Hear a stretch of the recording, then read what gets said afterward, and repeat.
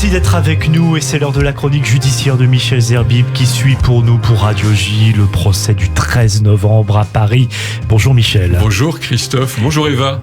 Bonjour. C'est du direct. Oui, c'est du direct et merci d'être avec nous Michel ce matin. Le procès historique, on l'a dit, ce procès historique est entré dans la phase de l'exercice des plaidoiries pour les victimes. Hier Michel, vous avez évoqué les lieux de la mort et hier, la thématique coordonnée des robes en noir a été celle des victimes physiques et psychiques. L'occasion de voir et d'entendre de brillantes et toujours poignantes plaidoiries, Michel. Au nom des victimes, vous le dites Christophe, les victimes, leurs parcours individuels sont les thèmes de la plaidoirie qui est assurée par la première avocate à plaider, Élodie Abraham. Quand vous cherchez le chiffre de partie civile des attentats du 13 novembre, vous ne trouvez rien de précis. Il y en a beaucoup trop. J'ai trouvé un chiffre, 2579. Une victime, ce n'est personne. Mais si je vous dis Louise, Marina, Georges, Thierry, cite l'avocate, certains vous auront ému plus que d'autres. C'est humain, c'est ce qui nous distingue de la bestialité de ceux qui les ont tués. Et l'avocate de terminer au mot victime, il est écrit dans le dictionnaire non féminin qui a péri dans une guerre, une catastrophe, un assassinat. Pour qu'il y ait une guerre, il faut une déclaration des combattants. Il y a donc eu 132 assassinats. C'est aussi le nombre qui permet de mesurer la gravité des faits, a plaidé l'avocate qui explique d'ailleurs les vies à jamais bouleversées. Ouais, l'avocate Michel évoque ces victimes qui n'ont pas voulu être présentes au tribunal. Oui, c'était très difficile pour elle. Il ne faut pas oublier ces victimes qui ont fait le choix de ne pas être là, dit l'avocate, qui rappelle que toutes ne se sont pas constituées partie civile durant ce procès. Elle parle aussi de la majorité silencieuse. On a reproché que le temps de parole des parties civiles fut démesuré par rapport à celui des accusés, qui pour certains ont décidé de ne pas l'utiliser. Elle souligne que d'ailleurs, ces personnes ont fait valoir leur droit au silence. 415 parties civiles ont été entendues dans ce procès depuis septembre. C'est bien peu en vérité par rapport aux 2579 constitués.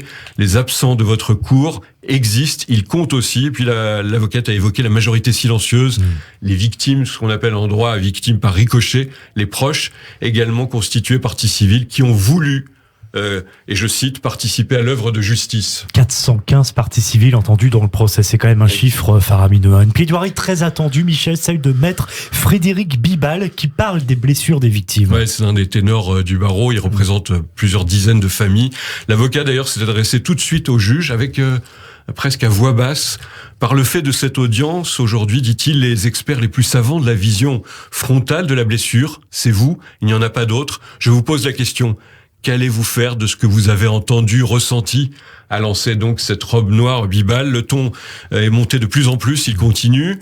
Des gens sont venus déposer, passage obligé, rituel, comme si la souffrance des victimes était une parenthèse mémorielle dont le procès serait le réceptacle, le théâtre, un îlot dans le procès. Et à l'issue de cette parenthèse, dit encore maître Bibal, il faudrait en revenir au procès, aux vraies questions, au débat des pénalistes. Et justement, vous avez quelques extraits, Michel, de cette brillante plaidoirie. Absolument, les victimes, dit-il, sont venues, car vous êtes des personnes de justice. Les témoignages de proches, de rescapés, de traumatisés, ce n'est pas un exutoire social, c'est ça notre travail, réfléchir à ce qu'est un procès criminel, à la manière dont cette blessure que vous avez vue doit être intégrée dans votre œuvre de justice avec les autres éléments, pas à côté. On ne peut pas se contenter de dire « c'est très grave ». Il y a beaucoup de morts. En vérité, nous devons travailler ces blessures. Dit encore maître Bibal, les moyens de notre droit. Vous avez la possibilité de donner aux victimes ce que peut donner la justice, l'apaisement, le droit et la réponse de la société à un désordre.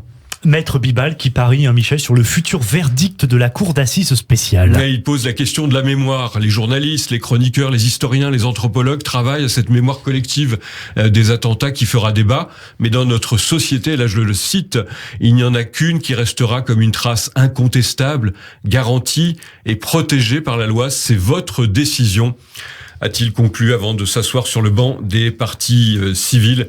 Ensuite, c'est une avocate qui a enchaîné, maître Regensberg Konopny, qui a déclaré que son propos serait dur et violent, à l'image de ce que les victimes ont subi. Être blessé par des armes de guerre, c'est évidemment, Christophe, un traumatisme. Merci beaucoup Michel, et à demain. Radio J.